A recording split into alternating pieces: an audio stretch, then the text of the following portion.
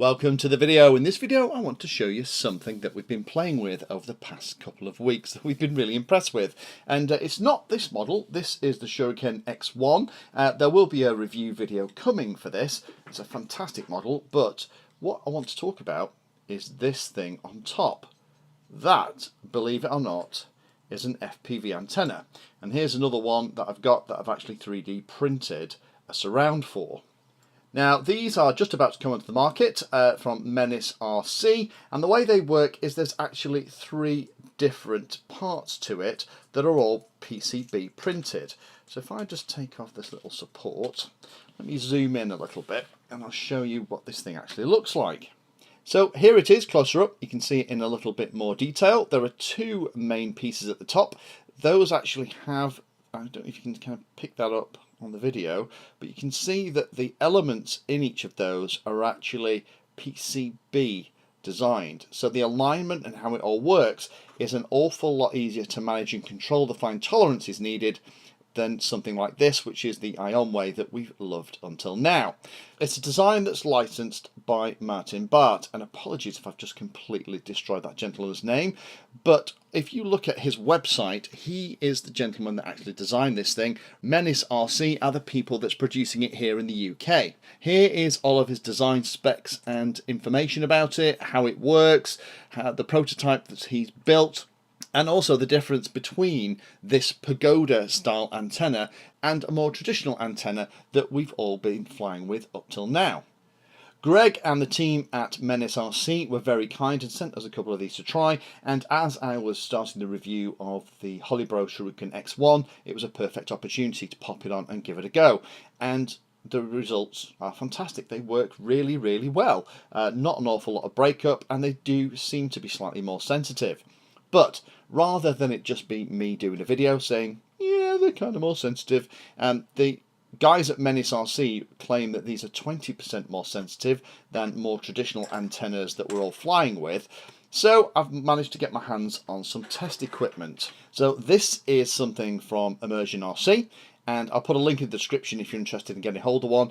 They're not very cheap, they're about 109 quid. It allows you to test the power that comes out of a video transmitter, and also by actually connecting the antenna onto this thing allows you to do testing. So what I've done is I've actually got a pair of these, a pair of the Ionways, a pair of the Fat Shark MenaceRC ones as well, and I have used this meter in the garden to test the actual sensitivity of this thing compared with some of the other antennas that we've got. The final test we did, we actually used one of MenaceRC's other antennas. This is the Invader patch that we're big fans of, and we had an Invader patch on the meter, and then we had the Raptor at the other end.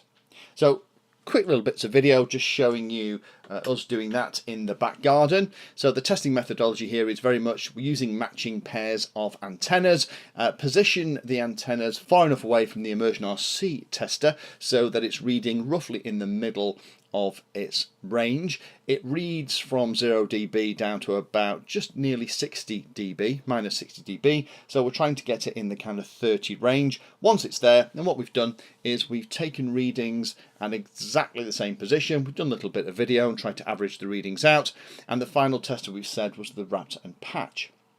So what we're looking for in the test is a lower number. So let me just put all those numbers from the testing that we've just done onto a graph to kind of show you objectively what we've seen here from the testing that we've done with this stuff. The Ionway and Fat Shark came out roughly the same at about minus 36 dB, so that's good. The Raptor was about minus 34, so 2 dB less, so you can definitely see there is a lot more sensitivity there than the standard configuration. So that's a result of the Pagoda's design and also the much tighter tolerances on this thing as well. And lastly, the patch pointing at this antenna gives a fantastic reduction. It drops down to 29. So as every 3 dB change is twice the signal, you can see how much difference there is. So the last thing I'll mention is if you're going to the Birmingham NEC to see the drone show on the 3rd and 4th of December here in the UK, then MenaceRC is going to have a stand, and they're going to have their first production run of these things. So they've only got a limited number, I think it's 500 or 600 they're going to have there. So I would heartily recommend if you are going to the drone show, go and find the MenaceRC guys and get yourself a couple of these to try out. We have been impressed, and the indicated price from MenaceRC that they're going to be selling them at the show means that I'm probably going to be there with you, getting a few more.